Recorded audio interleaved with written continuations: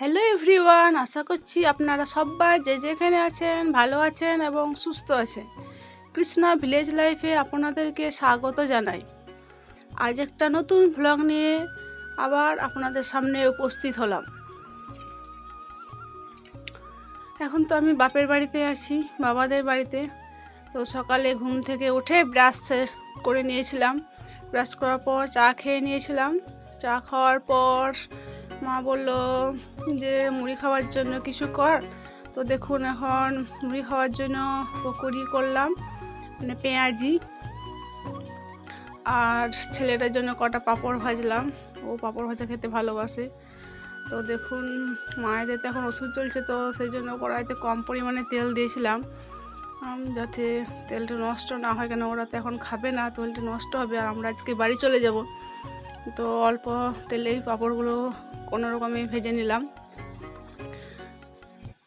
পাঁপড়গুলো ভাজা হয়ে গেল, মুড়ি খাবারটা তৈরি করে নিলাম। তারপর মা বললো যে সানগুলো একটু মুছে দে। তো মেঝেটা মুছে দিয়েছিলাম, তারপর এখন বেরান্দাটা মুছে নিচ্ছি। আর এটা হচ্ছে চৌকাঠ, এখানে বস্তা ছিল একটা পামোচা বস্তাটা, ওটাকে সরিয়ে দিলাম। সরানোর পর ভালোভাবে পরিষ্কার করে নিচ্ছি। আর দেখুন কত নোংরা ছিল, জলটা একদম নোংরা হয়ে গেছে। আর এদিকে দেখুন দরজার সামনেটা মুছে দিচ্ছি, তারপর ওই সাইডে একটা মুছে নেব।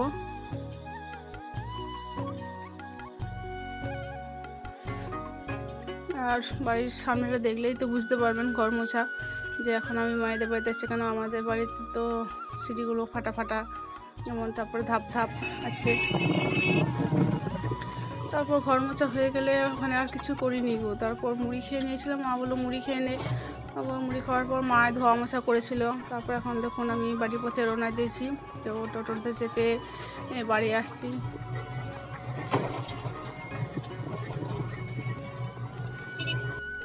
বাড়িতে এসে তো মনটা বেশ ভালো লাগবে না, কেননা একদিন বাবার বাড়িতে গিয়েছিলাম। আর এদিকে দেখুন রাস্তায় যখন আসছি কত মেঘ জমেছে, খণ্ড খণ্ড মেঘ হেতা হতা জমেছে। আর কালকে তো বিকালেও প্রচণ্ড বৃষ্টি হয়েছিল। এবার দেখুন আমি বাড়ি ফিরে এসেছি। মায়েদের বাড়ি থেকে কী কী নিয়ে এসেছি দেখুন। পেঁপে চারা এনেছি কটা, আর মায়েরদের গাছে একটা আম গাছ আছে উঠোনের সামনে বড় মতো, তো গাছটাতে বড় বড় আম ধরেছিল, তো মা কটা আম দিল, ও পাকা আমগুলো প্রায় পেকে এসেছে। দেখুন কটা আমাকে আম দিয়েছিল, তো আমগুলো এখন পলিথিন থেকে বার করে নিচ্ছি, তারপর ধুয়ে রেখে দেবো। আর এখন আমি মাটি কুপিয়ে নেব, কেননা এই যে পেঁপে চারাগুলো এনেছি এগুলোকে তো বসাতে হবে। তো সেই জন্য এখানে দেখুন মাটি কুপিয়ে আমি নিচে একটু জায়গা তৈরি করে নিলাম। এখানে তো কলতলাটা আপনারা দেখতে পান, যখন থালাত হই তখন কত ঘাস জমেছিল, তো সেইগুলোকে আর দুটো সেই লেবু গাছ হয়েছিল একদম পাঁচিলের সাইডে, তো ওগুলোকে কেটে ফেলে দিলাম। আগের ভিডিওগুলো যারা দেখেছেন তারা দেখতে পাবেন, যখন লেবু গাছটা ছিল তো ওটাকে কেটে ফেলে দিয়ে এখানে জায়গাটা পরিষ্কার করে করলাম পেঁপে গাছগুলো বসানোর জন্য। এখন দেখুন গর্ত করে নিয়েছিলাম, তো গর্তের মধ্যে পেঁপে গাছগুলো একটু করে দিয়ে দিলাম। প্রথমে তো গর্তের মধ্যে হালকা জল দিয়ে দিলাম, তোমরা তো দেখতেই পেলে। তো পেঁপে গাছগুলোকে গর্তের মধ্যে দিয়ে দেওয়ার পর তারপর সাইডে সাইডে মাটি দিয়ে নিচ্ছি ভালোভাবে, যাতে ওরা উল্টে পড়ে না যায়, আবার বৃষ্টি হলে পরে তাদের অসুবিধা না হয়, সেই জন্য গোড়াগুলোতে ভালো মতো করে মাটি দিয়ে নিচ্ছি। আর এই দেখুন এখানে 4টা পেঁপে চারা বসিয়েছি। পেঁপে চারাগুলো বেশি বড় হয়নি গো, ছোটো ছোটোই ছিল, তো ছোটোগুলো নিয়ে চলে এলাম, বলে পরে আবার যদি মনে না থাকে তো না যাবে না। আর আমার বাড়িতে পেঁপে গাছগুলো সব আগের বছরে প্রচণ্ড ঘূর্ণিঝড়ে সব ভেঙে পড়ে গিয়েছিলো, একটাও পেঁপে গাছ নেই। তো সেই কারণে দেখুন পেঁপে গাছগুলো এনে এই সাইডে বসিয়ে দিলাম। এবার ঘাসগুলো তো এখানে পরিষ্কার করেছিলাম, গাছগুলো কেটেছিলাম, তো এখানটা অনেকটা নোংরা হয়ে গেছিলো পাতাগুলো করে মাটি দিয়ে মাটি টাটি করে, তো এখানটা ঝাড় দিয়ে কলতলা সাইডটা আমি ভালোভাবে পরিষ্কার করে নিচ্ছি। পেঁপে চারাগুলো বসানোর জন্য যখন জায়গা করলাম না, তখন ডালগুলো অনেক লতা পাতা যেগুলো ছিল সব কেটে ফেলেছিলাম, তো সেগুলোকে ধরে বাইরে ফেলে দিয়ে এলাম। তারপর এখন ঝাড় দিয়ে নিচ্ছি।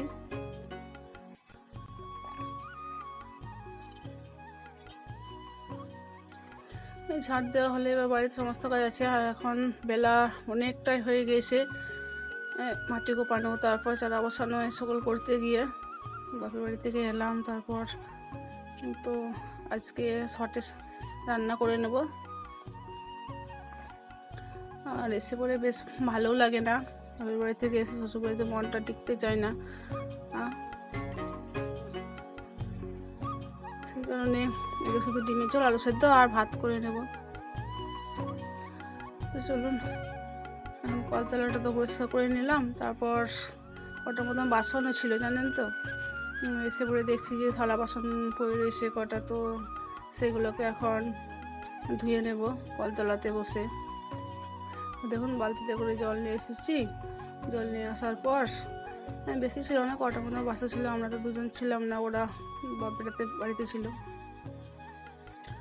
তো এখন থালা বাসনগুলো ধুয়ে নিচ্ছি, ভালোভাবে মেজে পরিষ্কার করে নেব।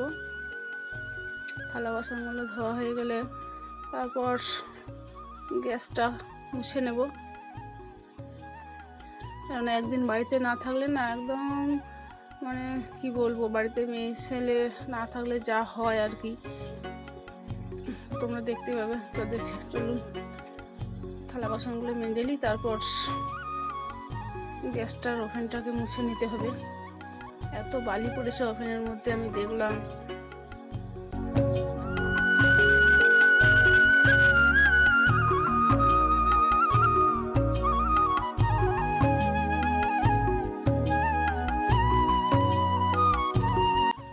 বাড়িতে একদিন না থাকলে না ঘরগুলো একদম অগোছালো হয়ে থাকে, গোছাতে গোছাতে অনেকটা সময় চলে যায়।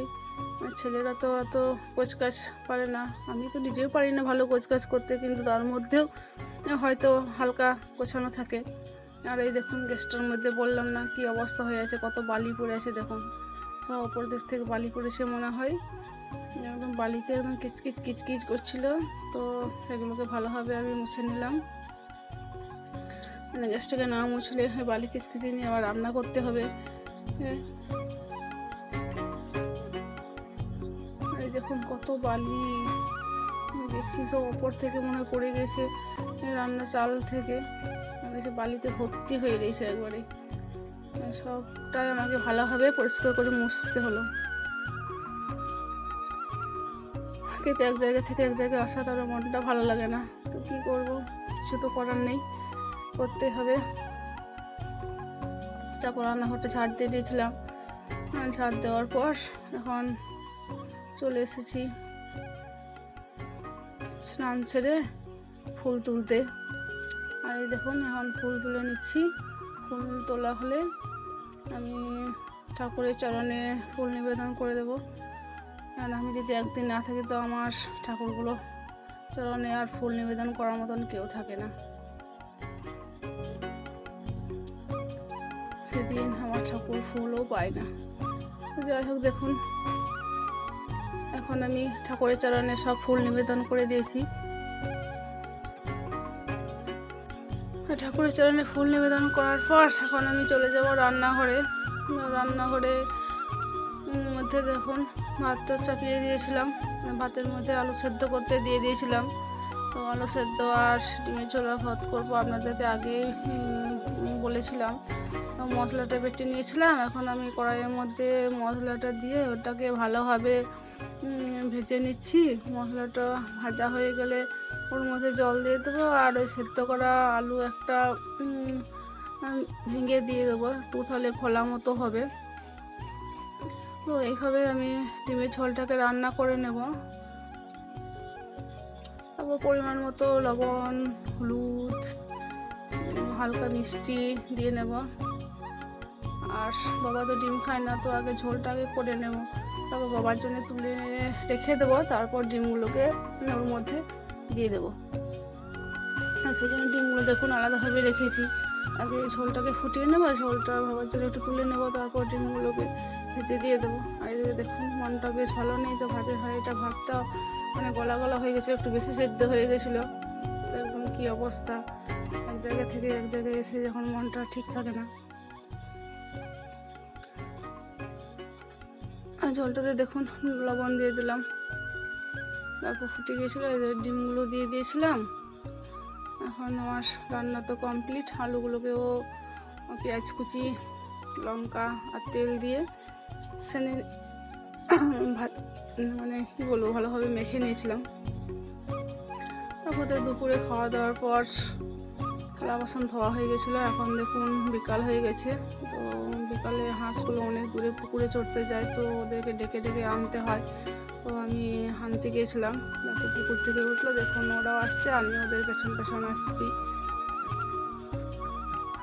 তো হাঁসগুলোকে এবার বাড়ির মধ্যে নিয়ে যাব, তারপর ওদেরকে ধান দিয়ে এসেছি এখানে নিচে নামিয়ে, তো যাবে গিয়ে ওরা খেতে শুরু করবে। তো ধানগুলো খাওয়া হলে ওদেরকে ঘরের মধ্যে হাঁসঘরের মধ্যে